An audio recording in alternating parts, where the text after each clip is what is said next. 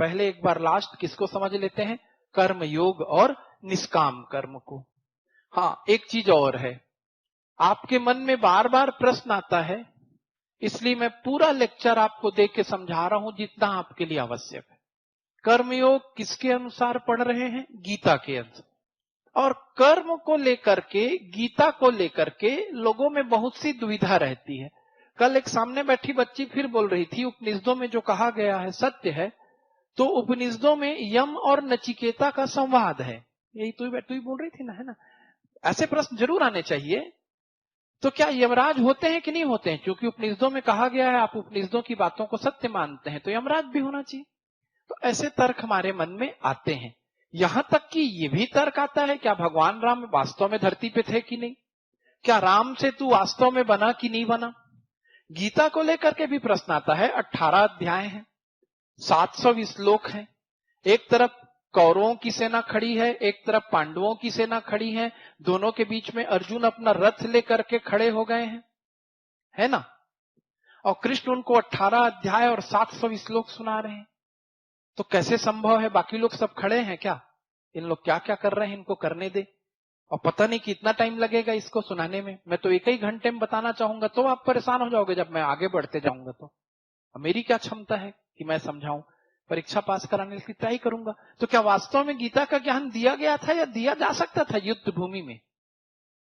क्या राम सेतु बना था कि नहीं बना था? वो एडम ब्रिज है कि राम सेतु है? कि भगवान, है ना? मानना जरूरी है कि नहीं है? और नहीं मानोगे तो क्या राम के रामायण रामचरितमानस में जितनी बातें दी गई हैं कि हनुमान जी हवा में उड़ते थे, मानना जरूरी है कि नहीं है? डर गया, अरे दर्शन शास्त्र पढ़ने बैठे हो भाई, कोई दिक्कत नहीं है। संजीवनी बूटी पूरे पहाड़ को उठा के ले आए, मानना जरूरी है कि नहीं? जरूरी नहीं है, तो क्या मानना जरूरी है?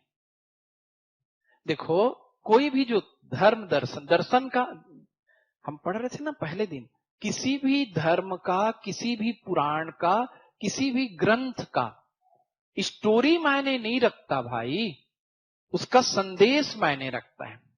राम भगवान ने कितने दिन में पुल बनाया, कितने घंटे में बना, बानर भालू की सेना थी कि नहीं, और पुल पत्थर में तैरा कि नहीं, पत्थर पानी में तैरेगा कि नहीं तैरेगा, ये मैं मान ही नहीं सकता। और तुमको मनवाने के लिए नहीं है, मत मानो, मानो, उसका संदेश इंपॉर्टेंट है।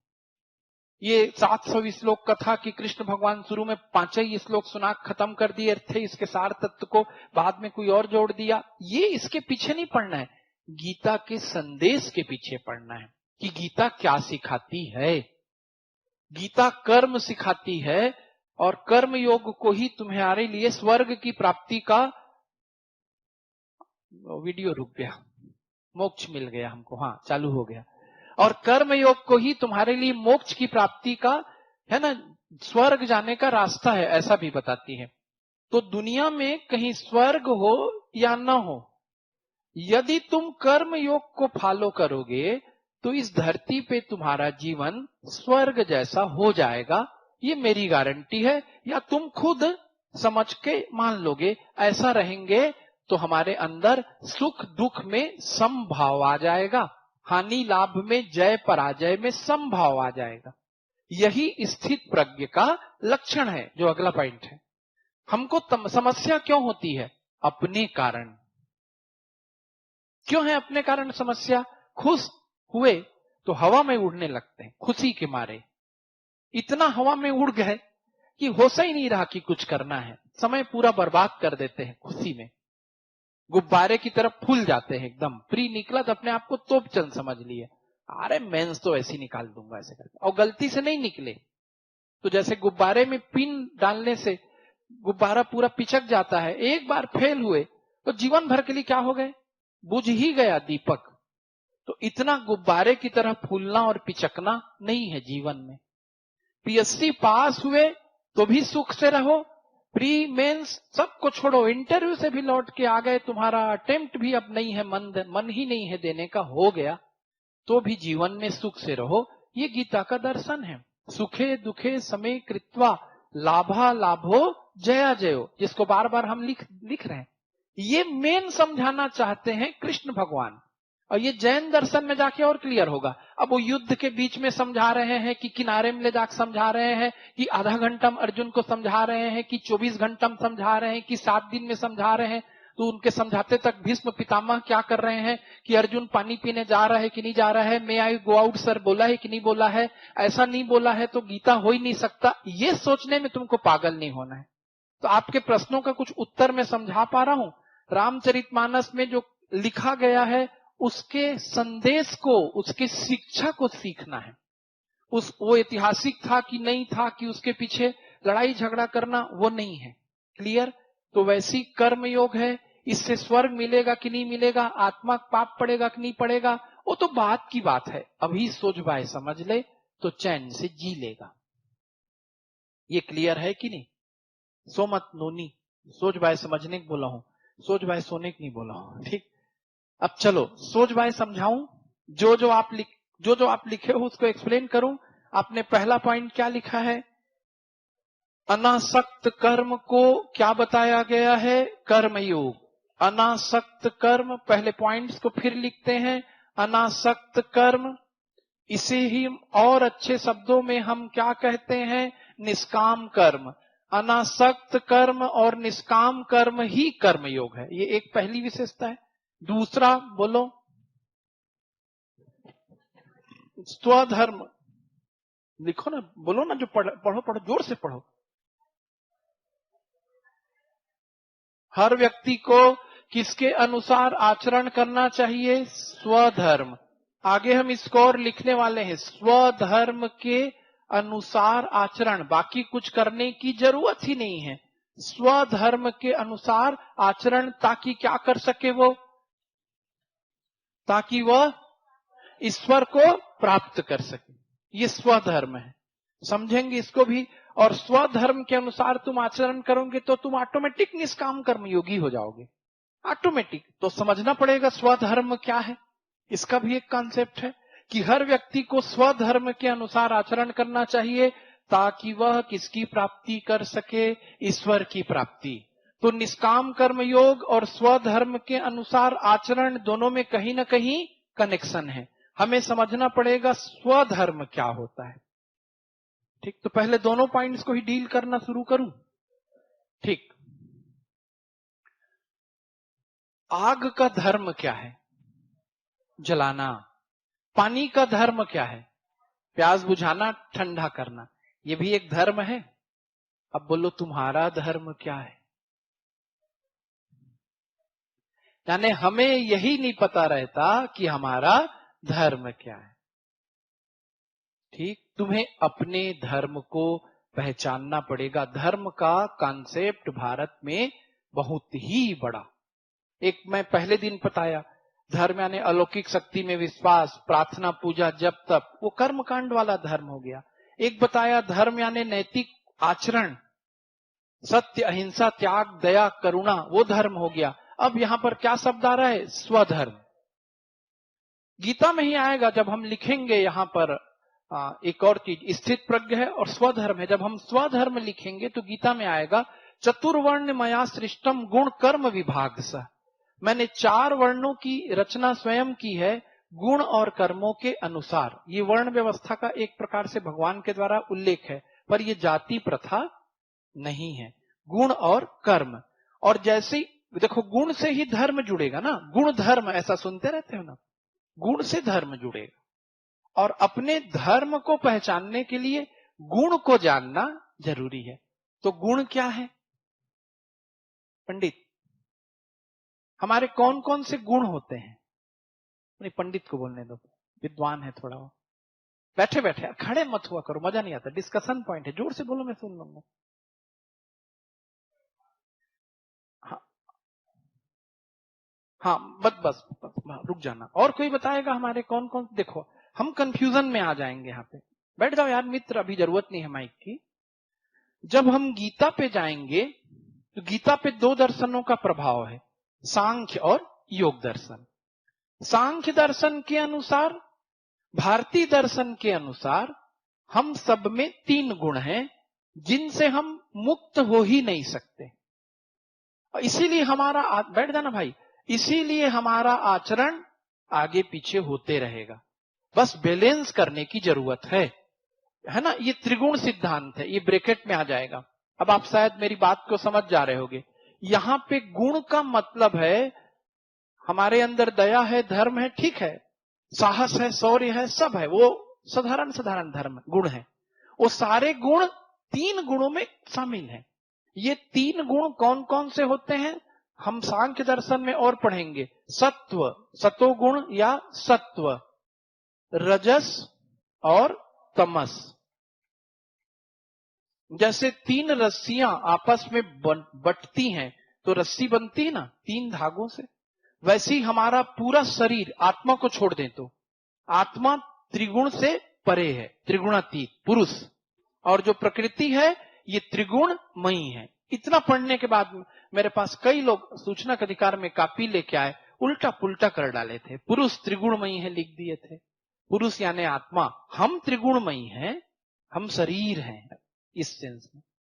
पुरुष त्रिगुणातीत है, प्रकृति त्रिगुणात्मिका है। और हमारा शरीर, मन, बुद्धि, अहंकार, ये सब कहां से आता है? प्रकृति से आता है। ये सोमवार के 3 दिन 4 दिन बाद जैन बौद्ध दर्शन, चार्वाक दर्शन खत्म होने के बाद असली दर्शन शुरू होगा, सांख्य दर्शन। तो उस दिन आप समझोगे कि हम प्रकृति से आए हैं तो हम 3 गुणों से मुक्त तो हो ही नहीं सकते। ठीक, मात्रा कम ज्यादा रहेगी, किसी में सत्व गुण ज्यादा रहेगा, किसी में रजस ज्यादा रहेगा, किसी में तमस, या कभी कोई गुण प्रभावी हो जाएगा, कभी कोई, मान लो 33% भी है तो कभी सत्व का प्रभाव बढ़ेगा, कभी रजस का बढ़ेगा, कभी तमस का। तो हम में गुण हैं। अब जिस व्यक्ति में जो गुण ज्यादा प्रभावी है, डोमिनेटिंग है, उसको उसके अनुसार बिहेवियर करना चाहिए, तो वही उसकी मुक्ति का मार्ग है। यानी जो 3 इडियट की कहानी है उसका मूल सूत्र तो गीता में है, पहचानो, जानो तुम्हारा स्वधर्म क्या है। हम यही नहीं जान पाते कि हम क्या करने के लिए बने हैं। मैंने पहचान लिया एक चीज, मुझको बहुत खुशी है, हमारे पूरे ग्रुप ने पहचान लिया, हम लोग जॉब छोड़ के हैं, कई घंटा पढ़ाते हैं, कोई टेंशन नहीं होता, क्योंकि शायद हम अपने स्वधर्म के आसपास हैं। मतलब हमारा पढ़ाने के लिए जन्म हुआ है, या हमको पढ़ाने में मजा आता है, पढ़ना पढ़ाना हमारा मूल नेचर है। क्लियर है कि नहीं है? तो मैं इसीलिए सांख्यिकी अधिकारी ज्वाइन ही नहीं कर पाया। जब फूड इंस्पेक्टर बना तो मेरा चेहरा लटक गया, जाऊंगा, ये टेंशन है, ये काम करना है, इससे उससे लन फन करना है, कई प्रकार का, इसकी बात सुनना है, उसको 4 सुनाना है। तो मैं पढ़ते तक पढ़ते रहा, लेकिन छोड़ दूंगा बोलता था लोगों को। जॉब तो लोगों को मजाक लगता था, नहीं मिलता है तो ये सब बोलते हैं। जब जाने की समय घड़ी आई तो मैं सही में छोड़ दिया, ज्वाइन ही नहीं किया। फिर पढ़ाने आया, और यदि मैं पढ़ाने में गड़बड़ करने लगता तो मेरे से पूरा जीवन क्या हो जाता, फिर फ्लॉप्स हो जाता। तो मैंने अपने स्वधर्म के अनुसार आचरण किया, तो मेरे अनुसार ये ठीक है। और आज भी यदि मैं जान जाऊंगा कि मेरा स्वधर्म यही है और मुझको ऐसे ही रहना चाहिए, तो मैं सही रहूंगा। और यदि मैं क्लास में डांस करने लगूंगा, कौन देखेगा? मैं क्लास में जरूरत से ज्यादा वीडियो बनाने लगूंगा, ही भग भग वाला टीचर बनने का प्रयास करूंगा, नहीं बन पाऊंगा। न मैं ये रह पाऊंगा, न मैं वो रह पाऊंगा। जो जैसा है उसको वैसा रहने दो, तुम जैसे हो तुम वैसा जियो। बड़ा नॉलेज है गीता का कि नहीं है? हमको यही नहीं पता है कि हमारा मूल स्वभाव क्या है, तुम क्या करने के लिए धरती पे आए हो। तो ऐसी चीजें अनमोल है, इसीलिए गीता क्या है? अनमोल है। ठीक, यद्यपि अभी कमल के खिलने के लिए, यानी अपने अंदर कॉन्फिडेंस आने के लिए, अपने को सफल साबित करने के लिए तुम जितनी भी चुनौतियां झेल सकते हो झेलो। एक निश्चित आय तक पहुंच जाओगे, फिर जो तुम्हारे मन में आए करना। अपने को पता चलना चाहिए ना कि हमारा स्वधर्म क्या है, और यही स्वधर्म वर्ण व्यवस्था का भी आधार बनेगा आगे चल के। और ये सबके अंदर है। सत्व अलग है, रजस अलग है, तमस अलग है, और ये हमारे अंदर अलग अलग लेवल में मौजूद है। इसीलिए न तो कोई वर्ण बड़ा होगा और न तो कोई वर्ण क्या होगा, छोटा होगा। हम ही सेवक हैं, हम ही स्वामी हैं, हम ही छत्री हैं, हम ही वैश्य हैं। सबके अंदर है ये चीजें। तो अभी ज्यादा लंबा नहीं खींच रहा हूं। तो पहला है कि हर व्यक्ति को स्वधर्म के अनुसार आचरण करना चाहिए। जान ले उसका काम क्या है। यदि बिजनेस करना है तो करे, फुल फ्लेश करे, है ना, ये स्वधर्म है, उसका काम ही है। उसके बिजनेस का पॉजिटिव चीज है ना, बिजनेस नहीं होगा तो समाज कैसे चलेगा, देश कैसे आगे बढ़ेगा, कोई काम छोटा बड़ा नहीं।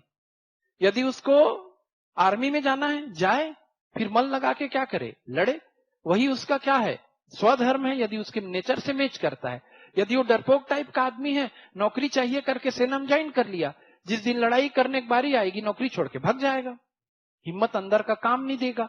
तो पहचानो तुम किस चीज के लिए बने हो, उसको पाने का प्रयास करो। ठीक, ये एक चीज हुआ। तो स्वधर्म के अनुसार आचरण। अब बिजनेसमैन स्वधर्म के अनुसार आचरण कैसे करे, खूब कमाए, लेकिन फिर जुड़ा हुआ है, उसका कर्म अनासक्त रहे, निष्काम रहे। अब ये क्या है, फिर समझो, यहीं से कर्मण्यवाधिकार अस्ते होता है, मां फलेसु कदाचन। तो ये क्या है, क्या हम कर्म करें या ना करें? तो गीता तो बोलती है कर्म करना ही है। गीता निष्काम कर्म बोलती है, अकर्म नहीं कहती। वो दुष्कर्म को जितना गलत मानती है, उसी लेवल से गलत मानती है अकर्म को। ठीक, यानी जो बार बार आता है ना, कर्मों से तुम्हें मुक्ति नहीं मिल सकती, ये गीता का ज्ञान है। इसका ये मतलब नहीं आत्मा जन्म मृत्यु पुनर्जन्म कह के हम सोच सोच के मर जाएं। कोई तुमको कितना डराएगा पाप और उससे, पुनर्जन्म से, मत डरो, लेकिन इतने कॉन्फिडेंट रहो कि सही करो। मैं गलत करूंगा नहीं तो मेरे साथ गलत होगा नहीं, कल चर्चा हो रही थी ना। अब यहां पर कर्म से नहीं बच सकते, इसका मतलब क्या है कि आप चुप बैठे रहोगे, ये भी पाप है। ठलहा बैठ के जिंदगी गुजार दिए, असंभव। आपको ऐसा नहीं करना है, अकर्मण्य नहीं बनना है। जब तक जीवित हो कर्म करो, गलत ना करो। एक हुआ गलत ना करो, वो दुष्कर्म है। और एक आसक्त कर्म ना करो, मोह माया से जकड़ के कर्म मत करो, लेकिन खूब कर्म करो। जब तक आपको कॉन्सेप्ट क्लियर नहीं होगा, हाँ मत बोलना। पहला मैं क्या बोल रहा हूं, सबसे गलत क्या है, देखो काट देते हैं उसको लिख के, परीक्षा में मत लिखना। ये सब याद हो तभी तो याद होगा जब तुम समझे रहोगे। परीक्षा में 6 लाइन लिखना है, वो तो तुरंत लिखा दिया हूं कॉपी में। दिमाग में कैसे धसेगा भैया, क्या गलत है, क्या बिल्कुल गलत है, नहीं करना है। दुष्कर्म, मारपीट, लड़ाई झगड़ा, सब जानते हो गलत चीजों को। तो दुष्कर्म बिल्कुल नहीं करना है, कट गया। क्या नहीं करना है, अकर्म। अकर्म समझते हो,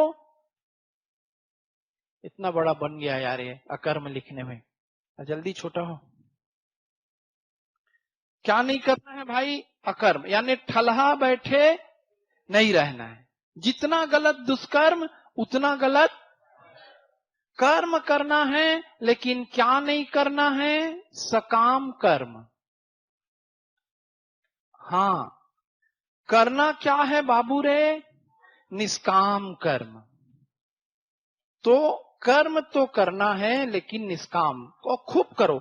तो कामना रहित कर्म संभव है क्या? हाँ, तभी तो शांति मिलेगी। देखो अभी तुम पढ़ रहे हो, अच्छा लग रहा है, और तुम्हारे दिमाग में ये भय दौड़ने लगे, मैं पास होऊंगा फेल होऊंगा। अक्सर मेरे से बच्चे आते हैं, पढ़ना चाहिए सर, इस बार पास होना है सर, ऐसा कुछ बता दो सर, मेरा प्री निकल जाए, बनना है सर मेरे को। मैं बोला तू तो फेल होने वाला है, भाग तो यहां से, ऐसा करने से नहीं बनते। बैठ, सुन की मेरी बात को, शांति से पढ़, और शांति से पढ़ेगा तो पास होने का चांस बनता है। नहीं सर, जोश जुनून है मेरे अंदर में, मैं इसको सुना हूं, उसको देखा हूं, इस साल बन के रहूंगा। बोला भाई इस साल बन के रहेगा तो शांति से मेहनत करनी पड़ेगी, और फिर बड़ी बातें, गीता की बातें उसके समझ में उस समय आएंगी नहीं। अभी दर्शन शास्त्र है, उसकी समझ में ये आता है, या तुम्हारे समझ में भी आएगा। यदि फाइनल मैच है क्रिकेट का, world cup final, T20 final, one day final, तो टीम को कैसे खेलना चाहिए? एक सावधानी से, ध्यान से, कुछ नहीं, भगवान नेचुरल खेलना चाहिए। यदि बोझा लेके उतर गए, आज की रात आखिरी है, रात भर कोई तुमको मोटिवेशनल स्पीकर गाना सुना रहा है, कर दे मैदान फतह, लड़ा दे परचम, क्या क्या आता है ना। और गुरुजी लोग भी आजकल, गुरुजी कम क्या बने बैठे हैं, सब एकदम मोटिवेशनल स्पीकर, किंग कोहली भाई बने हैं सब। ठीक है, सबका अपना अपना क्या है, PR ग्रुप है, सब क्या बना रहे हैं सोशल मीडिया में अपना स्टेटस। अरे तो गुब्बारा कितना फुलाओगे, फूट जाएगा बेचारा लड़का। अब उसको रात भर तुम परीक्षा पास करना है या कल फाइनल का मैच है, रात भर सोबे नहीं किए, एकदम अकबकाक खेले, आज तो मैं पहले ही गेंद से छक्का मारूंगा और हर गेंद में छक्का ही मारूंगा, फाइनल है, क्या कर लोगे? रिजल्ट जो होगा देखा जाएगा। यदि दिल में ये बात भर गई कि कोई भी एक टीम जीतेगी यार, फाइनल तो है, हम जीते तो ठीक, वो जीते तो ठीक, तो जो जितना ज्यादा नेचुरल रहेगा उसके जीतने की संभावना उतनी ज्यादा बढ़ेगी। यही लीला है, यही खेल है। हमारे लिए जीवन ही क्या है? एक खेल है।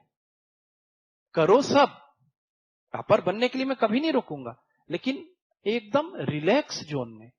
पास हुए कोई बात नहीं, फेल हुए कोई बात नहीं, मेहनत जरूर पूरा करेंगे, सिस्टम सही पकड़ेंगे, अपने आप को धोखा नहीं देंगे। प्रतिदिन अपने आप से पूछेंगे कि भाई आज 24 घंटे बीत गए, हमने क्या किया? पास होना फेल होना दिमाग से हटाओ। तुमने पेपर हल किया कि नहीं किया, यहां से जाने के बाद है ना, जो भी टास्क मिला था किया कि नहीं किया, तुम यूनिट वाइज हमारे साथ बढ़ रहे हो कि नहीं बढ़ रहे हो, एक दिन जो परिणाम होगा देखा जाएगा। क्लियर है कि नहीं? यही अनासक्त कर्म है, यही निष्काम कर्म है, यही फल की चिंता रहित कर्म है। क्योंकि तुमको पढ़ाई की बात अच्छे से समझ में आती है, इसलिए पढ़ाई का उदाहरण देके समझाया। ये बात जीवन के हर क्षेत्र में लागू होती है। अपने इंटरेस्ट का काम चुनो और उस काम को दिल लगा के करो। इसको जापान में बोलते हैं इकिगाई। इस क्लास में है इतने बड़े लोगों में जिसने इकिगाई का नाम कभी सुना है? अभी बेस्ट सेलर किताबें हैं इकिगाई, कम से कम कुछ बच्चे अवेयर हैं। नीचे हाल में रायपुर में भी कुछ लोगों का मुंडी हिल रहा है। जापान का इकिगाई अच्छा लगता है क्योंकि थोड़ा फॉरेन कॉन्सेप्ट है। हमारा कर्मयोग भी तो इकिगाई है, कोई अंतर नहीं है दोनों में। जिसका मन होगा बेस्ट सेलर बुक है वो भी इकिगाई भी पढ़ लेना, है ना। वो तुम्हारी खुराक है, जिस चीज से तुम्हारे मन को खुराक मिले, मन को भोजन मिले, उस चीज को जरूर करो। सबसे पहली शांति किसकी शांति है? मन की शांति। फिर आगे बढ़ जाते हैं। तो आप स्वधर्म के अनुसार आचरण करें, अनासक्त कर्म करें, निष्काम कर्म करें, वही आपके किसका मार्ग है? मोक्ष का मार्ग। ये दोनों पॉइंट मेरे ख्याल से पूरी तरीके से क्या हो गए? क्लियर हो गए। ठीक, अनासक्त कर्म और निष्काम कर्म, इसमें कोई अब कंफ्यूजन तो नहीं रह गया? कर्म को छोड़ना है क्या? नहीं। अगला पॉइंट क्या लिखा है आपने? हाँ, अब देखो भाई, जो आदमी निष्काम कर्म करेगा वही तो किससे ऊपर जाएगा? सुख दुख, हानि लाभ, जय पराजय। खेल है, एक जीतेगा एक हारेगा। बिजनेस है, आज हानि हो रही है, कल लाभ भी हो सकता है। आज सुख है तो कल दुख भी हो सकता है। और जब सुख नहीं टिकता हमारे साथ तो दुख की क्या औकात? यदि सुख का समय गुजर जाता है तो वेट करेंगे, दुख का समय भी गुजर जाएगा। दुख की कंडीशन में सुसाइड नहीं करना है, सुख के कंडीशन में अपने पूरे संपत्ति को दारू पी के बर्बाद नहीं कर देना है। ठीक, पिताजी ने कमाया था, बेटा बिजनेस संभाला, इतना खुश हो गया, मैं करोड़पति बन गया, 18 साल का होते ही 2 साल में जीरो में आ गया, क्योंकि सुख के मारे पागल हो गया। धन पाके लोग बौरा जाते हैं। तो यदि आप स्थित प्रज्ञ हो, आपके लिए जीवन खेल है, भाई मुझको बिजनेस मिला है, खाने के लिए वास्तव में चाहिए क्या? 2 रोटी, चावल, दाल, सब्जी। बाकी करोड़ों की संपत्ति है तो नोट को तो खाने से रहे। हाँ, पर काम करना है। क्यों? क्योंकि तुम्हारे काम करने से दूसरों के काम का रास्ता खुलता है। मैं यहां पढ़ा रहा हूं तो मुझको पैसा मिल रहा है, नो डाउट दूसरों की तुलना में ज्यादा मिल रहा है, लेकिन मेरे काम करने से मेरे परिवार के साथ साथ यहां से जुड़े बहुत से लोगों का भी परिवार चल रहा है। कोई अपना वेतन ले जा रहा है, कोई अपनी ड्यूटी करके अपना वेतन ले जा रहा है, कोई शेयर ले जा रहा है। तुम्हारे में से कुछ लोगों को नौकरी मिल रही है, कुछ लोगों को सही रास्ता मिल रहा है। तो मेरा काम करना ही क्या है? मेरे मोक्ष का मार्ग। तुम्हारा अधिकार किस पर है? कर्म पर है। तुम्हारा अधिकार किस पर नहीं है? फल पर नहीं है। इसीलिए जैसे ही तुम्हारे अंदर में भावना आएगी, तुम सुख दुख, हानि लाभ और जय पराजय से बाहर हो जाओ। कई जगह ये कॉन्सेप्ट आता है भारतीय दर्शन में, थोड़ा सा और बता देता हूं। स्थित प्रज्ञ के लिए भी इसे ही कहते हैं। सुखे दुखे समे कृत्वा लाभा लाभो जया जय। लाभ अलाभ जय, गीता का श्लोक है। और भगवान राम ने इसको एज एज इट इज प्रस्तुत किया। प्रसन्नताम याना गताभिषेक तथा न ममले वनवास दुख, कि जब उनको राज्याभिषेक का समाचार मिला तो एकदम खुश होकर के डीजे बजवा के डांस नहीं करवाए, और जब उनको जंगल जाना था तो दुखी नहीं हुए। जितने सहज वो राज्याभिषेक के समाचार पे थे, उतने ही सहज वो किस पे थे? वनवास पे थे। तो ये तो स्थित प्रज्ञ का कॉन्सेप्ट है। इसी में स्वधर्म भी छुपा है कर्म योग में, और इसी में क्या छुपा है? स्थित प्रज्ञ। जो अनासक्त कर्म निष्काम कर्म को समझ गया, वही व्यक्ति एक्चुअल में स्थित प्रज्ञ रह सकता है। तो ये तो समझाना चाह रहे थे कृष्ण अर्जुन को, तो स्थित प्रज्ञ है ही नहीं है ना? गता सून अगता सून नान सोचंती पंडिता, बोलते हैं ना कि तुम बुद्धिमानों की तरह बात करते हो, एक से एक डाउट, एक से एक क्वेश्चन खड़े करते हो, इसको कैसे मारूं, उसको कैसे मारूं बोलते हो। मैं नहीं जाने कौन बोल रहा था, अर्जुन। तो कृष्ण भगवान चमका रहे थे, तुम कहां स्थित प्रज्ञ हो, तुम तो विचलित बुद्धि हो अभी। ठीक क्लियर है, विचलित बुद्धि से बाहर आओ, स्थित प्रज्ञ बनो, तो जीवन का हर टारगेट मिलेगा।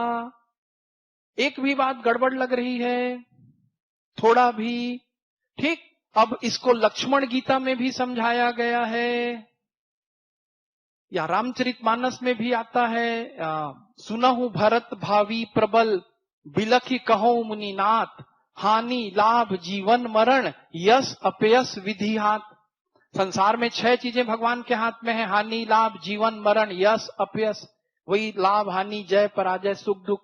तो दार्शनिकों ने और समझाने के लिए कह दिया, भैया इसके बारे में सोचने मत करो भाई, ये भगवान के हाथ में, तुम खेलो, जीतना हारना भगवान के हाथ में है। इसका ये मतलब नहीं सब भगवान के हाथ में है, कार्य करना किसके हाथ में है? मेरे हाथ में है, इसलिए तुम कर्म से बंधे हो, इसलिए तुमको कर्म करना पड़ेगा, बस इससे ज्यादा नहीं। नहीं तो फिर आप मेरा प्रवचन आयोजित कर सकते हैं, ठीक है, आपको भी पेपर पास कराना है। सारे पॉइंट क्लियर हो गए? देख लो, कोई पॉइंट नहीं समझ पा रहे होगे तो मैं खुद ही भूल गया आपको लिखाया क्या क्या। हाँ, गृहस्थ और कर्मठ व्यक्ति, तो गृहस्थ भाई जो गृह में स्थित है गृहस्थ है, और जो कर्मठ है तुम्हारे जैसा पढ़ रहा है, तो यही तरीका उपयुक्त नहीं है। ठीक, हमारे आत्मज्ञान को जागृत करेगा जब हम इतने लेवल पे शांत रह पाएंगे। ये आत्मज्ञान है ना, स्थित प्रज्ञ होना। जब हम इस लेवल पे शांत रह पाएंगे तो हम आत्मा से कनेक्ट हो पाएंगे। आत्मा के कनेक्शन के लिए, आत्मा हमारे, कल भी चर्चा हुई है लगातार कि आत्मा हमारे ही अंदर है। महसूस क्यों नहीं होता? क्योंकि हम फंसे रहते हैं मन बुद्धि अहंकार में, जिसको चित्त कहते हैं। तो आत्मा के स्वरूप का एहसास करने के लिए मन का, खासकर मस्तिष्क का शांत होना जरूरी है। हो ही नहीं पाता, हम हमेशा व्यग्र रहते हैं। तो जब हमारी व्यग्रता खत्म होगी, वैसे वैसे ध्यान गहन होगा, और जैसे जैसे ध्यान गहन होगा वैसे वैसे हमें आत्मा की अनुभूति होगी, आत्म साक्षात्कार होगा। तो ये कर्म योग आत्म साक्षात्कार का, आत्मा तक पहुंचने का भी क्या है, एक मार्ग है। परीक्षा पास करने के लिए आप पर्याप्त जान गए, रट भी डालोगे 6 लाइन को, अब पूरा इसका कॉन्सेप्ट भी समझ गए। चलिए, अब आप इसी के साथ स्थित प्रज्ञ भी समझ गए, तो एक आंसर छोटा सा जो आया था 30 शब्दों का, उसको लिख के खत्म कर देते हैं भाई। लिखिए, गीता में स्थित प्रज्ञ का क्या अर्थ है। दूसरा मैं बता रहा हूं भाई, जो मैं लिखवा रहा हूं वो अंतिम उत्तर है ऐसा नहीं है। मैं आपका क्या हूं?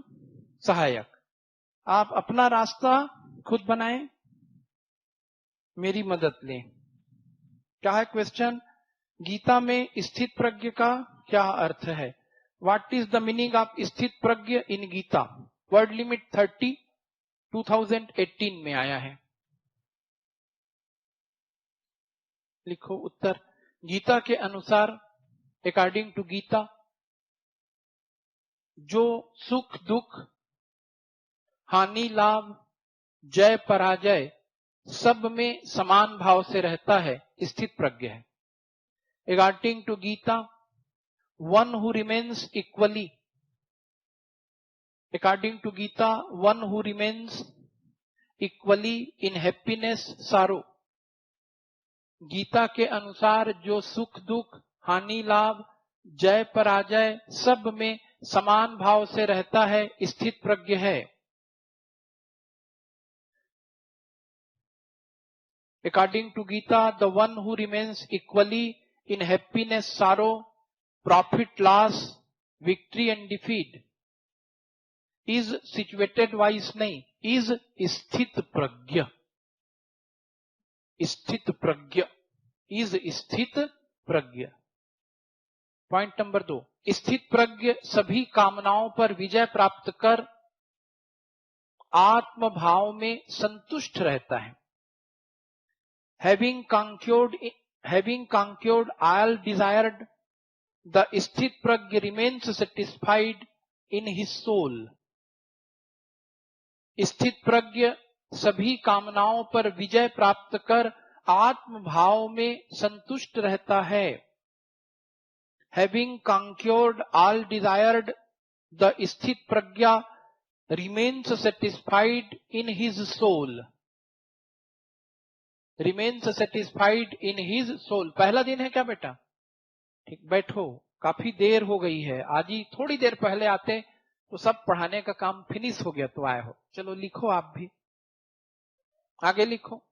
स्थित प्रज्ञ प्रज्ञता, स्थित प्रज्ञता तीसरा पॉइंट है ये। राग द्वेष मोह आदि से ऊपर की अवस्था है। स्थित प्रज्ञता is a state above attachment. स्थित प्रज्ञता राग द्वेष मोह आदि से ऊपर की अवस्था है। स्थित प्रज्ञता is a state above attachment, detachment etcetera.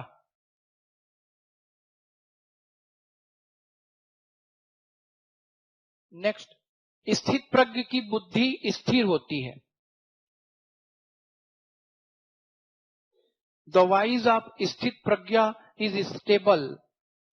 स्थित प्रज्ञ की बुद्धि स्थिर होती है। द वाइज ऑफ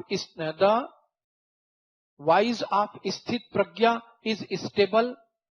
वह इंद्रियों को अपने वश में कर मन को ईश्वर में लीन कर लेता है।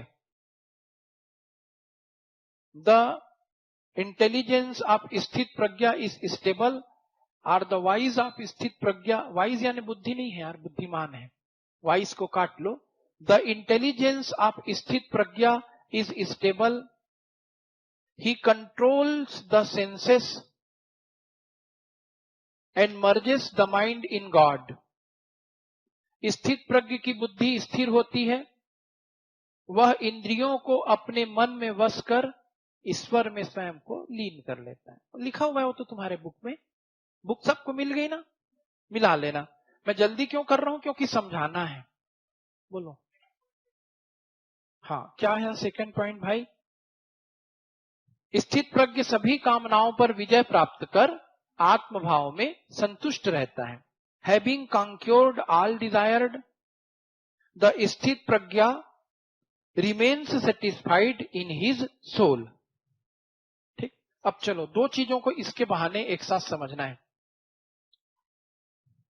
देखो जो अभी आया है, हम लोग दर्शन में आज चौथा दिन है, गीता के दर्शन पे पहुंचे हैं और गीता के दर्शन में भी क्या पढ़ रहे हैं? स्थित प्रज्ञ, उसको समझ रहे हैं।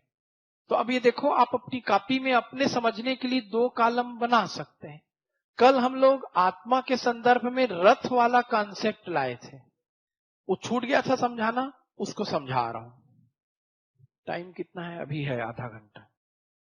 इधर देखो, आपने इधर लिखा स्थित प्रज्ञ को, जिसकी प्रज्ञा स्थित हो गई है, जो विचलित नहीं होता, वही क्या है? स्थित प्रज्ञ। अब स्थित प्रज्ञ में पहला लक्षण क्या है? वो हानि लाभ से परे है, जय पराजय से परे है, सुख दुख से परे है। हानि लाभ जया जयो, क्या आया है श्लोक? सुखे दुखे समे कृत्वा हानि लाभो जया जयो। हमारे साथ दिक्कत क्या होती है? हम केवल एक ही पक्ष चाहते हैं, हमें सुख चाहिए, और सुख की कामना ही दुख को क्या करती है? जन्म देती है। नहीं मिला तो दुखी हो जाते हैं, और कामनाओं का तो अंत नहीं है। तो आप जब सुख दुख हानि लाभ जय पराजय को समान कर लोगे तो क्या बन जाओगे? स्थित प्रज्ञ। आधा घंटा से समझ रहे हैं, अब आप समझ गए। पॉइंट नंबर 2 पे आइए। हाँ, अब देखो, यदि ये भाव आ गया, ये कैसे आएगा? थोड़ा देर पहले जब आपको मैं अनासक्त कर्म समझाया तो आपको हल्का सा झलक मिल गया, यार सर तो सही बोल रहे हैं। यदि मैं गलत बोल रहा हूं, आप हमेशा बहस करो, मैं बोल रहा हूं। तो आपको मैंने अनासक्त कर्म को समझाया, निष्काम कर्म को समझाया, आपको लग गया कि काम तो जरूर करना है, पर एकदम रिजल्ट के पीछे ओरिएंटेड हो जाएंगे तो काम उल्टा क्या हो जाता है, बनने के बदले बिगड़ जाता है। तो जब आप प्रयास अच्छे से अच्छे के लिए करोगे और तैयार रहोगे बुरे से बुरे परिणाम के लिए, तो आप स्थित प्रज्ञ हो गए कि नहीं हो गए? आप डिप्टी कलेक्टर बनना चाहो, बिल्कुल रोज पढ़ो, तैयार रहो फेल भी होने के लिए। भाई आपने छिछोरे तो देखी है ना, कितने लोग देखे हैं? हो नहीं बोल रहा हूं, उसको जरूर देख लिए हो। और एक कौन सा अच्छा चीज बोला तो, कोई इकिगाई बोला तो 5-6 हाथ उठा। तो छिछोरे का संदेश क्या था? हाँ, मैंने अपने बच्चे को फेल होना नहीं सिखाया था, यही बोला ना अंतिम में उसका हीरो। तो भाई हमको पास होने के लिए पूरा प्रयास करना है। फेल हो गए तो उसको लेना है, बर्डन नहीं है यार, तुम असफल नहीं हुए हो किसी परीक्षा में फेल होने पे। पोस्ट ही 200 है पीएससी में, दिलाएंगे लाखों, तो क्या बाकी लोगों को जीने का अधिकार नहीं है? शेर की तरह प्रयास कर, फेल हो गया देखा जाएगा, कुछ और करेंगे बेटा। मरना है क्या? जो डिप्टी कलेक्टर नहीं बना वो मर जाएगा क्या? जो डीएसपी नहीं बना उसको सुसाइड कर लेना चाहिए क्या? छोड़ दो। हाँ, लेकिन जब तक पढ़ रहे हो मन से पढ़ो, नहीं हुआ निकल लो। मेरे जैसा आदमी शायद ही आपको मिलेगा। नहीं नहीं, इसको बिल्कुल अपना एम बना लो, जान लड़ा दो। माँ बाप ने तुमको इतना खर्चा करके भेजा है, मैं भी नहीं बोल रहा हूं कि घूमो माँ बाप खर्चा करके भेजे। मेहनत ईमानदारी से करो, तैयार रहो पास के लिए भी और तैयार रहो फेल के लिए भी। यही तो सुखे दुखे समय कृत्वा है। और जब ऐसा तैयार रहोगे तो तुम्हारी कामनाओं पे विजय नहीं हो गई। मेरे से इतना सुनते ही बहुत सारे बच्चे रिलैक्स हो जाते हैं कि भाई फेल हुए तो कोई बात नहीं, मुंह दिखाने लायक नहीं रहे, ये भाव हटा देना। तुमसे क्वेश्चन करने का, आज के बाद इस ओवर कॉन्फिडेंस पे जरूर जीना। तुमसे क्वेश्चन करने का, तुम्हारे गांव हर व्यक्ति का सम्मान करना, लेकिन जो तुम्हारे वजूद पे प्रश्न चिन्ह लगाए, तू इतने दिन पढ़ा है तेरा क्या हुआ, तो तुमसे क्वेश्चन करने का उसी व्यक्ति को अधिकार है जो कम से कम इतना पढ़ चुका हो। 6 महीना 8 महीना प्री, तुमको प्री में भी मैं पढ़ाया हूं, और अभी साल भर क्या पढ़ोगे? मेंस, उसके बाद प्री का पेपर, बहुत सारे मेंस भी देंगे। कोई प्री में फेल होगा, कोई मेंस में फेल होगा, कोई इंटरव्यू में फेल होगा, कुछ लोग पास होंगे, उसके बाद भी कुछ को नौकरी मिलेगी, कुछ को नहीं मिलेगी। और फिर समाज वाले तुम्हारे से क्वेश्चन करते हैं, क्या हुआ तुम्हारा, इतने दिन से पढ़ रहे थे तो क्या हुआ, जुआ खेलने आए हो क्या कोचिंग में, गलत कर रहे हो क्या, दूसरों से 100 गुना अच्छे हो, दूसरे अच्छे काम में भिड़ जाना। को तुमसे प्रश्न करने का अधिकारी वो है जो तुम्हारे दर्द को जिया हो। एक होती है सहानुभूति और एक होती है समानुभूति, सिंपैथी एंड इम्पैथी। सहानुभूति दिखाने के लिए 100 लोग मिलेंगे, समानुभूति जो रखता है वो तो तुमको कुछ बोलेगा ही नहीं। मैं जानता हूं यार तेरा दर्द, तुम फेल हुए हो तो मैं तुमसे ज्यादा फेल हुआ हूं अपनी लाइफ में। स्केलिंग था उस समय, हिस्ट्री से 90 बनाने के बाद भी प्री में रुक जाते थे, सोशियो वाले पास हो जाते थे। हमारा अपने ऊपर से विश्वास उठ गया। 98 में मैं आईएएस का प्री निकाला उसी हिस्ट्री से। उसी हिस्ट्री से एमपीपीएससी होती थी उस समय, एमपीपीएससी के प्री में फेल हो गया तो मेरे एक हाय जीव आया, मैं गलत नहीं था भाई, मैं तो यूपीएससी क्लियर कर डाला हिस्ट्री से। ये सब्जेक्ट यहां चल नहीं रहा था, इसका मार्केट नहीं था, इसका स्केलिंग सिस्टम नहीं था। अभी तो स्केलिंग हट गया है, नहीं तो हमारा कॉन्फिडेंस चला जाता है। तो कोई बच्चा फेल होता है, परेशान होता है, मैं उससे कभी नाराज नहीं होता, मैं उसकी दुख की समानुभूति करता हूं। मैंने भी उस दर्द को क्या किया है, झेला है। तुम भी झेलो, झेलने से, दर्द को झेलने से मजबूत बनोगे, किसी का दर्द में सहारा देने वाले बनोगे। और जब तुम ऐसा चीजों को देख लोगे, इट्स पार्ट ऑफ लाइफ, तो कामनाओं पर विजय मिल गई। कामनाएं ही तो सताती हैं, नौकरी चाहिए, और नौकरी से ज्यादा बड़ी कौन सी कामना सताती है? आगे जब हम योग दर्शन पढ़ेंगे तो ऐष्णा शब्द आएगा, तृष्णा के बड़ी भाई ऐष्णा, बड़ी बहन ऐष्णा। हमें कामनाओं से ज्यादा ऐष्णा सताती है। डिप्टी कलेक्टर बनने की उतनी बड़ी चाहत नहीं है, उससे बड़ी चाहत क्या तुम्हारे अंदर छुपी है? नाम पाने की, अपने आप को प्रूफ करने की चाहत है कि नहीं? समाज में मेरा नाम हो जाएगा, मैं कुछ अलग कर दूंगा अपने आसपास के गांव गली मोहल्ले से, मैं अपने घर परिवार में जाना जाऊंगा, लोग मुझे मानेंगे, ये एष्णा है। इस एष्णा के पीछे कहां तक भागोगे? ये कभी खत्म ही नहीं होगी। पोस्ट पाने के बाद प्रमोशन की एष्णा, अच्छा काम करने की एष्णा, नाम के अच्छे बने रहने की एष्णा, जीवेष्णा, पुत्रेष्णा, कई प्रकार की एष्णा बताएंगे। तो ये एष्णा जब तक नहीं भागेगी तब तक मन में शांति नहीं आएगी, और जब तक मन में शांति नहीं आएगी आत्मा परमात्मा कहां सूझेगा, भौतिक जगत घेर के रखेगा। तो मन में शांति के लिए क्या चाहिए? कामनाओं पर विजय। और कामनाओं पर विजय कैसे मिलेगा? स्थित प्रज्ञ होने के बाद मिलेगा। तो पहले पॉइंट से दूसरे पॉइंट का सीधे सीधे क्या है, कनेक्शन है। स्थित प्रज्ञ अपनी कामनाओं पर विजय प्राप्त कर लेता है, काम करता है, परेशान नहीं होता। तो ऐसा व्यक्ति ऑटोमेटिक कहां जाने लगता है? ईश्वर के मार्ग पे। तुम जितने शांत और प्रसन्न रहोगे उतने ही तुम ईश्वर के समीप हो। और 25,000 बार चर्चा हो गई है, कल कुछ बच्चे फिर घेर लिए थे, ईश्वर हमारे अंदर ही है ना? हाँ है। कई दार्शनिक अपने प्रवचन की शुरुआत ही करते हैं, आपके अंदर के ईश्वर को मैं प्रणाम करता हूं। वो आपको प्रणाम करके बोलना शुरू करते हैं। तो ईश्वर आपके अंदर भी है, ठीक है, कहीं बाहर नहीं है। तो तुम्हारे अंदर है तो बाजू वाले के भी अंदर है। तो ना तो तुम इसका अपमान करो, ना तो वो तुम्हारा अपमान करे। ठीक समझ में आ रहा है कि नहीं आ रहा है? मुको कहां ढूंढे बंदे, मैं तो तेरे पास में, पर मिलता क्यों नहीं? कान हमेशा सुनते हैं बाहर की आवाज। सुनो दर्शन का पहला दिन का लेक्चर, प्रत्याहार। कान हमेशा बाहर की आवाज सुनने में व्यस्त हैं, आंखें हमेशा बाहर की दुनिया देखने में व्यस्त हैं। ईश्वर तो अंदर छुपा है। अपने अंदर की तरफ देखने की हमारे पास फुर्सत ही नहीं है। जिंदगी फिनिश हो जाती है अलग अलग एष्णाओं में दौड़ते हुए। तो कामनाओं पर विजय किसका लक्षण? स्थित प्रज्ञ। और तभी वो कहां पहुंचता है? आगे आपने लिखा है, मैं आपने नहीं लिखा है, गीता में ऐसा लिखा गया है, जिसको आप छाप रहे हो वहां। और छापना नहीं है, जीना है इस दर्शन को। इस लेक्चर को बार बार सुनना। आज डाल देंगे इसको यूट्यूब में, पड़ा रहे एक धरोहर जैसा। अगला पॉइंट क्या है? हाँ, राग द्वेष। और किससे? मोह से। सब तो एक साथ जुड़ गए। राग भी खतरा है और द्वेष भी खतरा है, और मोह तो उनका बाप है। मोह सकल व्याधिन कर मूला कहा गया है। राग मतलब किसी के प्रति या किसी वस्तु व्यक्ति के प्रति अतिशय प्रेम, ये राग है। पैसा चाहिए, किसी दोस्त का साथ चाहिए, नाम चाहिए, कई प्रकार के राग हैं। तो राग हमें दौड़ाते हैं। और राग का उल्टा क्या होता है? द्वेष। जितना राग दौड़ाता है उतना द्वेष जलाता है। भाई तुमको नहीं मिल रहा है, इससे तुम उतने परेशान नहीं हो, बाजू वाले को क्यों मिल गया, मैं नहीं बन पाया, वो क्यों बन गया।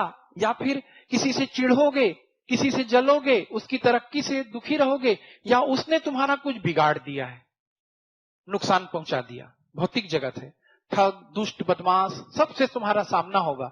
और तुमको 2-4 लाख का नुकसान कर दिया, 10-20 हजार का नुकसान कर दिया, तुम्हारा कहीं अपमान कर दिया। वो अपमान वो तुम्हारे अंदर आग की तरह सुलगते रहता है और तुम उसकी आग में जलते रहते हो। ये द्वेष है। माफ कर दो सबको। और तुमसे यदि गलती होती है तो अपने आप को माफ कर दो। मैं भी गलत कर डाला, किसी को कुछ बोल दिए घर में, मम्मी पापा दोस्त यार, आज जाके माफी मांग लो, एक बड़ा बोझा उलझ हट जाएगा। और किसी ने तुम्हारे साथ बुरा किया है, उसको भी माफ कर दो। तुम उसी को माफ नहीं कर पाते। वो ऐसा किया है, मेरे साथ ऐसा हो गया सर। सुनते हैं हम लोग, जब इतना पढ़ाते हैं तो परेशान होते हैं, बच्चे घेरते हैं, और जब वो घिर जाते हैं तो पूरा दर्शन उनके दिमाग में क्या, कान में भी एंट्री नहीं लेता। ये वाला लेक्चर सुनते तक अच्छा लगता है। तो राग से जितनी परेशानी, द्वेष से उससे ज्यादा परेशानी। और इन सब का बाप क्या हो गया? मोह। ये क्यों हो गया? भाई राग था, तुमने पा लिया उस चीज को, और पाने के बाद उससे मोह हो गया। पैसा कमा लिए, बड़ा सा घर बना लिए, अरे यार मर जाऊंगा तो ये घर क्या हो जाएगा, यही रह जाएगा। अब तुम भूत बन के नहीं घूमोगे। कई लोग घेर रहे थे, भूत प्रेत होता है क्या, उसी घर में आत्मा बंध जाएगी क्या। ये सब ऐसी चीजों को समझाने के लिए तो बनाया गया है कि भैया मोह छोड़ दो, नहीं तो तुम्हारी आत्मा भटकेगी, है कि नहीं। पुत्र से मोह हो जाता है, धन से मोह हो जाता है, नाम से मोह हो जाता है, और दुख का सबसे बड़ा कारण सुख से मोह है। तो आप यदि सुख से मोह छोड़ दोगे तो कहां दुख की चिंता रहेगी। गीता समझ में आने लगी होगी मेरे ख्याल से, है ना। ये आपको एक प्रवचन जैसा नहीं लग रहा होगा, लेकिन ये प्रवचन का ही पार्ट है। मैं आपको, हमारा दर्शन आपको नीचे गिराने के लिए नहीं है, हमारा पूरा दर्शन आपको ऊपर उठाने के लिए है। प्रवचन सुना के मैं तुम्हें हीन नहीं करना चाहूंगा, और तुमको हीनता बोध नहीं हो रहा है, नहीं तो तुमने आज तक क्या किया, इतना पैसा कमाए किस काम का, ये बताना गलत है। बताने का तरीका होना चाहिए। बच्चे को क्या आना चाहिए, हमारे भगवत गीता का ज्ञान सुनने के बाद एक आत्मबोध, और एक क्या आना चाहिए, गौरव, एक शांति। तो वो ये दर्शन को सही तरीके से समझ पाया। और परीक्षा में लिखने लायक तो शुरू के 10 मिनट में हो गया है। और कुछ पॉइंट बचा स्थित प्रज्ञ में, ये भी खत्म हो गया। क्या हो गया इसके बाद, क्या है?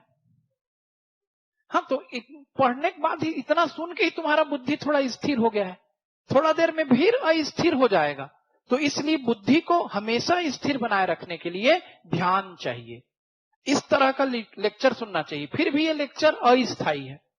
स्थायी कब होगा, जब ये तुम्हारे किसमें आ जाएगा, नेचर में। नेचर में कैसे आएगा, जब रेगुलर प्रैक्टिस करोगे। मैं नहीं कर पाता, आर्ट ऑफ लिविंग का मेंबर हूं, पर जिम्मेदारियां इतना घेरती हैं कि बीच बीच में फिर मैं भौतिक जगत में एकदम दौड़ने भागने लगता हूं। पढ़ाने आ जाता हूं 6 बजे से, 7 बजे का बैच शुरू होता है, तो कहां फिर ध्यान योग के लिए समय बचेगा। तो मन क्या हो जाता है, एकदम विचलित हो जाता है। आप जरूर करो, हैप्पीनेस कोर्स करो, फिर बार बार क्या करो, एडवांस कोर्स करो। ऑटोमेटिक स्वभाव में क्या आ जाता है, शांति। और दुनिया का हर काम करो। हमारा सन्यासी सन्यास लेकर समाज को छोड़ता नहीं, जो मोक्ष को भी प्राप्त कर चुका है। आगे मैं और बता रहा हूं आपको, अब इसके बाद लेक्चर टफ होगा। जो मोक्ष को भी प्राप्त कर चुका है, उसे भी कर्म से मुक्ति नहीं बोलते हैं। यानी स्वयं फिर यहां पर भगवान कृष्ण अपना उदाहरण देकर बोलते हैं कि मुझे देखो अर्जुन, मुझे कुछ भी करने की जरूरत नहीं, हम तो मोक्ष के पीछे जा रहे हैं, और कृष्ण तो सीधे सीधे भगवान थे। फिर भी मैं कर्म कर रहा हूं, क्योंकि कर्म लोक है, मृत्यु लोक है, धरती है, यहां हर कोई कर्म करेगा। निर्जीव वस्तुएं कर्म कर रहे हैं, धरती खुद घूम रही है, घूम रही कि नहीं, एक क्षण के लिए यहां शांत नहीं है। तो शांति का मतलब कर्म के बीच में शांति, अतीव कर्म के बीच में अतिशय शांति, यही शांति का मार्ग है। इसीलिए गीता की जगह युद्ध के बीच में शांति थी। भाई शांति में तो सब शांत रह लेंगे, जब बढ़िया म्यूजिक चल रहा है। आगे आएगा तितिक्षा, कहां पर आएगा तितिक्षा, तितिक्षा, तितिरसा, ये सारे शब्द आने वाले हैं जो हम प्री में रटते थे। तितिक्षा का मतलब होता है कष्ट सहने की इच्छा। पर क्यों हमें सिखाया जाता है, शांति की अनिवार्य शर्त है। भाई अच्छा हैप्पीनेस वाला म्यूजिक चल रहा है, एसी लगा है, तुम ध्यान कर रहे हो, आराम से सोए हो ध्यान करके, है ना, बढ़िया वक्त पे खाना मिल जा रहा है, मैं एकदम शांत हूं, मैं तो किसी से कोई मतलब नहीं रखता। देखो मैंने आज तक किसी को कुछ कहा है, तो तुम्हारी वो शांति कोई काम की है क्या? जब तुम घर से बाहर निकले, लाइन में खड़े हो बस के, बस नहीं आ रही है, एकदम तेज चिलचिलाती धूप है, किसी को तुमको हॉस्पिटल ले जाना है और वहां पे तुम हड़बड़ा रहे हो, किसी को तुमको पैसा देना है वक्त पे, तुम मेहनत कर रहे हो, तुम्हारे पास पैसा नहीं पूर पा रहा है, ऐसे में शांत रह गए तो वो असली शांति है। इसी को तितिक्षा कहते हैं। सुख में तो सभी सुख से रह लेते हैं, जो दुख में ढंग से रह पाता है वही क्या है, स्थित प्रज्ञ है, उसी की बुद्धि स्थिर है।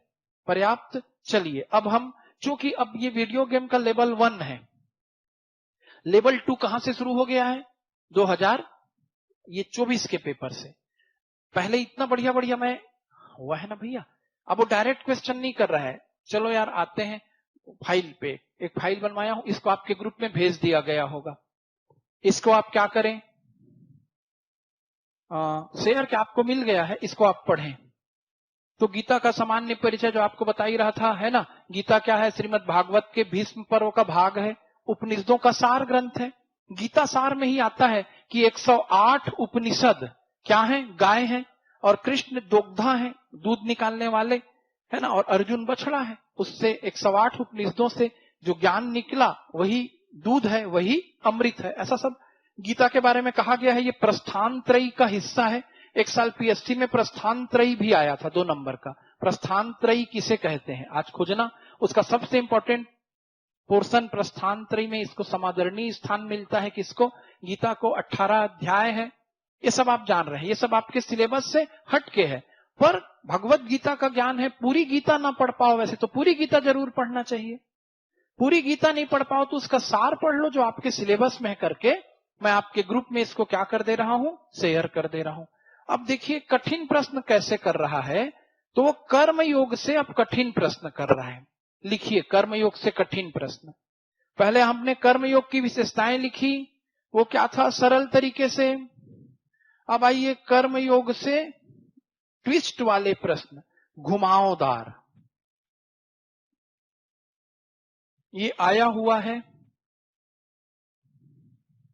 अभी पहला प्रश्न मैं बता रहा हूं जो आया है, देखिए आप लिख भी चुके हैं, दोबारा लिखिए। भगवत गीता किस प्रकार कर्म एवं त्याग के मार्ग में सामंजस्य स्थापित करती है? भगवत गीता किस प्रकार कर्म एवं त्याग के मार्ग में सामंजस्य स्थापित करती है? किसके मार्ग में सामंजस्य स्थापित करती है? कर्म और त्याग, कर्म और त्याग। अगला प्रश्न लिखो ऐसी मिलता जुलता। भगवत गीता के दर्शन की पाश्चात्य दर्शन से तुलना करें। आपको तंग करना रहा तो ऐसा भी पूछेगा, थोड़ा सा जानते रहोगे तो कर लोगे, अचानक से घबराओगे नहीं। भगवत गीता के दर्शन की पाश्चात्य दर्शनों से तुलना कीजिए। चलिए नेक्स्ट देखो, एक और प्रश्न बहुत प्यारा प्रश्न है। जब वो कर्म को 2024 में पूछ लिया, डायरेक्ट ना पूछ के कर्म और त्याग में सामंजस्य पूछ लिया, तो अगला बहुत प्यारा प्रश्न पूछेगा। लिखिए भगवत गीता किस प्रकार प्रवृत्ति और निवृत्ति में सामंजस्य स्थापित करती है? किस प्रकार प्रवृत्ति और निवृत्ति, प्रवृत्ति और निवृत्ति। ठीक, और लास्ट भगवत गीता में या नहीं, भगवत गीता के निष्काम कर्म योग में, हाँ आपके ग्रुप में भी सर 9 ग्रुप में ऐड नहीं हुआ है नंबर, ये देखो तो यार आईटी वाले, ये विजयकांत का नंबर है, इसको ग्रुप में ऐड कर दो, दिख तो रहा है उसका फोन नंबर, उसको जोड़ो। गीता के प्रश्न लिखो, गीता के निष्काम कर्म योग में ज्ञान भक्ति एवं कर्म का समन्वय है। ये कठिन प्रश्न है, आप चाहो तो पढ़ना इन सबको। गीता के निष्काम कर्म योग में ज्ञान भक्ति एवं कर्म का समन्वय है। विद इन 10 मिनट हम इसको समझ लेते हैं। पहला आपने क्या लिखा है, भगवत गीता में किसका सामंजस्य है बोल रहा है? कर्म और त्याग। तो देखो सिंपल, किताब में पूरा मैं इसका मॉडल आंसर दिया हूं, पिकासो पब्लिकेशन की मेरी फिलॉसफी की बुक में पूरा लिख के दिया हूं। जड़ को समझ लो, कर्म और त्याग। आदमी क्या समझता है, या तो मैं कर्म करूंगा या तो मैं त्याग करूंगा, या तो पैसा कमाऊंगा या पैसा कमाना छोड़ दूंगा। तो क्या भगवत गीता पैसा कमाना छोड़ना कहती है? नहीं, कर्म करने को कहती है कि नहीं कहती? इतने देर से बता ही रहा हूं कि कर्म पर तुम्हारा अधिकार है, तुमको अकर्म नहीं होना है, अकर्मण्य नहीं बनना है। तो कर्म करना सिखा रही है, और त्याग किसका सिखा रही है? कर्म के फल का, कि भाई आप लाभ के लिए, कर्म के परिणाम के लिए, रिजल्ट के लिए एकदम परेशान ना रहो। लिख के यहां पर भी दिया है, आपके बुक में भी मॉडल आंसर बना है, भाव भी आप समझ गए। क्लियर है कि नहीं? कर्म करना है लेकिन निष्काम। अब यही प्रवृत्ति निवृत्ति वाला शब्द है। प्रवृत्ति का मतलब क्या होता है? किसी काम में लगना, ये प्रवृत्ति है। उसे पैसे कमाने की प्रवृत्ति, उसकी प्रवृत्ति लोभ की है, उसकी धन कमाने की प्रवृत्ति है। प्रवृत्त हो जाना यानी किसी काम में लग जाना, यानी आदमी पैसा कमाने में लग गया, प्रवृत्ति मार्ग, बस दिन रात कमाई रहे कमाई रहे कमाई रहे, सुबह दोपहर शाम रात। और कोई चुनाव में लग गया, नेता बन गया, बस यहां जा रहा है वहां जा रहा है, विधायक बन गया तो अगली बार मंत्री बनूंगा, मंत्री बन गया तो फिर और बड़ा कुछ पोस्ट पाऊंगा, ये प्रवृत्ति है। और निवृत्ति का मतलब किसी काम को छोड़ देना। तो या तो व्यक्ति प्रवृत्ति में ही लग गया, या तो कुछ नहीं करके चुपचाप बैठ गया, तो दोनों सेम है ना, कर्म और त्याग। या उसी का भाव बदल के दे दिया, प्रवृत्ति और निवृत्ति, लिखा हुआ है नोट्स में, देख लेना। तीसरा थोड़ा और खतरनाक है, और नहीं समझोगे तो कल फिर पूछना ना, भाई मैं कहीं जा नहीं रहा हूं, आप जितने बार बोलोगे समझाऊंगा, सिलेबस को जल्दी खत्म करना मायने नहीं रखता, यद्यपि हो जाएगा, मेरी स्पीड अच्छी है, संतुलित है, कई बार कर चुका दर्शन शास्त्र। लेकिन आप जब तक न समझे हाँ नहीं बोलना है, डरना नहीं है मुझसे। अब निष्काम कर्म योग में ज्ञान, भक्ति और कर्म का भी समन्वय है। तो जितना कुछ मैंने आपको समझाया कि भाई आत्म संयम करो, इंद्रिय निग्रह करो, नहीं समझाया, सुख दुख हानि लाभ जय पराजय को छोड़ो, ये सब क्या है? ये ज्ञान है। और दिन भर काम करो बोल रहा हूं, क्या है ये? कर्म है। और उसके बाद इसमें भक्ति कहां से आ गया बताओ? अब आपके अंदर सबसे बड़ी बात आएगी ईश्वर प्रणिधान। लास्ट ईयर ये क्वेश्चन आया है भाई, बड़ी गंभीर बात आ जाती है कि मैं अपने कर्मों के फल का त्याग कैसे करूं? मैं तो इंसान हूं, मुझको तो लाभ की इच्छा रहेगी, मुझको तो डर सताएगा। आप इतनी बड़ी बड़ी बात कर रहे हैं सर, मैं बिना डरे पीएससी कैसे पास करूंगा? या मेरे को तो टेंशन आएगा ही, मैं कुछ भी काम करता हूं मुझे भय और टेंशन आता है। तो इसके लिए फिर कर्म, उसमें हमारे दर्शन शास्त्र में एक शब्द आता है ईश्वर प्रणिधान। अपने समस्त कर्मों को किसे अर्पित कर दो? ईश्वर को अर्पित कर दो। यानी हे भगवान, जो होगा तू जान। ये तुम्हें क्या होना नहीं सिखाती? अंधविश्वासी होना नहीं सिखाता। दर्शन के उच्चतम लेवल को जानोगे तो भक्ति के महत्व को समझोगे। भगवान को हम सब कुछ अर्पित करने के लिए तैयार रहते हैं, और जैसे आप भगवान को सब कुछ अर्पित करोगे आपका मन शांत हो जाएगा। इसीलिए हमारे जीवन में भक्ति का भारतीय परंपरा में इतना महत्व है। उसके स्वही स्वरूप को समझना है। ज्ञान, भक्ति और कर्म में एकदम संतुलन है, तीनों एक दूसरे के विरोधी नहीं है। अपने समस्त कर्मों को ईश्वर को अर्पित कर दो। जीता तो तेरा भगवान, हारा तो तेरा भगवान, मैं खुद तेरा भगवान, लाखों पाया तो भी तेरा है भगवान, नहीं पाया तो भी तेरा है भगवान। इसीलिए बार बार आरती में गाते हैं, तेरा तुझको अर्पण क्या लागत है मोर, त्वदीयम एव गोविंद्यम तुभ्यम, मतलब तुम्हें ही दे रहा हूं, तुमसे जो मैंने पाया है। तो समस्त को हम ईश्वर को सौंपेंगे, तभी तो निष्काम कर्म को प्रैक्टिकली जी पाएंगे। तो अपने आप को ईश्वर को छोड़ना। और जब अर्जुन को समझाते समझाते कृष्ण थक गए तो उन्होंने कहा भी, सर्वाणि धर्माणि परित्यक्तम माम एकम शरणम व्रजम, मतलब सब धर्मों को छोड़कर, धर्म को मन नहीं छोड़े थे, सब प्रकार की चिंता विचार सोच सबको छोड़कर मेरी शरण में आओ। और जब भगवान की शरण में आ जाओगे तो ऑटोमेटिक जितना कुछ मैं तुमको ऐसे समझा समझा के तैयार किया हूं, क्योंकि तुम्हारा दिमाग बहुत पैना हो चुका है, बुद्धि तुमको बहुत ज्यादा भटका चुकी है, तुम साइंस वगैरह पढ़ के बहुत ज्यादा तार्किक हो गए हो, तो भगवान के सामने तुम्हारे अंदर समर्पण का भाव नहीं आता।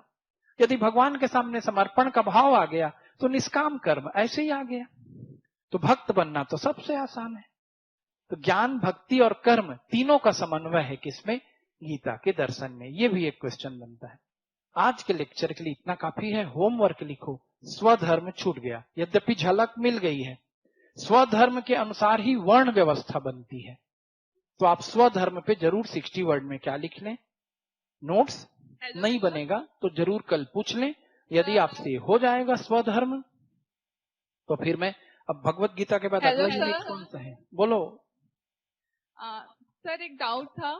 हाँ, जैसे कि हम कर्म योग को डिफाइन करेंगे तो उसमें जो श्लोक लिखे रेफरेंस देना कि बिना रेफरेंस का भी सही रहेगा? क्या करना? रेफरेंस, जैसे कि कर्मण्ये कर्माधिकारस्ते वाले जो श्लोक है भगवत गीता का दूसरे अध्याय के, अर्जुन विषाद योग से लिया गया है। हाँ, विषाद और योग ये से। उसके 47 नंबर। हाँ बिल्कुल, यदि आपको इतना अच्छे से पता है आप जरूर लिख दें, भगवत गीता अध्याय 2 विषाद योग। और कर्म योग से एक और क्वेश्चन था, कर्म को थोड़ा सा एक्सप्लेन करते हैं आप। नहीं, कर्म पे तो चर्चा ही नहीं हुई मैडम। मैंने भगवत गीता के अनुसार कर्म बताया। अब क्या होगा, जैसे आपके मन में जिज्ञासा है ना कि इतना ज्यादा, जब भगवत गीता में कर्म योग की बात हुई, गहना कर्मणो गति कह दिया गया, मोक्ष के मार्ग में ये कहा गया कि भाई हम कर्म फल को प्राप्त ही करेंगे, तो लोगों के मन में एक विचार आ गया कर्म क्या है। तो ये दर्शन का सबसे मतलब संवेदनशील टॉपिक है। आपके सिलेबस में क्या है? कर्म योग। और आप जो कर्म पूछ रही हैं, मैं जान रहा हूं आपका इशारा किस ओर है। आप परसों नरसों भी पूछ रही थी, मुझको पता है, पर वो इस क्लास के चर्चा के विषय से परे है। मैं रायपुर ब्रांच चाहूंगा। सर कर्मयोग से रिलेटेड था ये, इसीलिए। ठीक है, कर्मयोग से कैसे रिलेटेड था बता दीजिएगा। ठीक है, फिर उसको डील कर लेंगे। बताइए क्या बताना चाहती हैं। 5:26 हो चुके हैं, बताइए। सर कर्म, अकर्म और विकर्म में क्या डिफरेंसेस है? हाँ ये शायद किसी एग्जाम में पूछा गया था। हाँ, तो कर्म तो आप समझ गए, अभी थोड़ा देर से चर्चा हो रहा था। यस निष्काम सर, कर्म ही कर्म योग है, और कुछ भी नहीं करना ये अकर्म है, जिसको बार बार मना कर रहे हैं भगवान कि नहीं, बिना कुछ किए नहीं बैठना है। तो कर्म और अकर्म समझ गए। और एक शब्द आप विकर्म बोल रहे हैं कि निकर्म बोल रहे हैं? विकर्म सर, और विकर्म। विकर्म शब्द का पहले आशय समझना पड़ेगा। क्या वो बुरे कर्म से आशय है, जिसके लिए मैंने दुष्कर्म शब्द का प्रयोग किया था? तो वो भी क्लियर हो चुका है। और यदि विकर्म का कुछ और दर्शन शास्त्रीय अर्थ होता होगा तो उस पर चर्चा कर लेंगे। आज आप अकर्म को समझ पाई। ठीक, यस सर। ओके।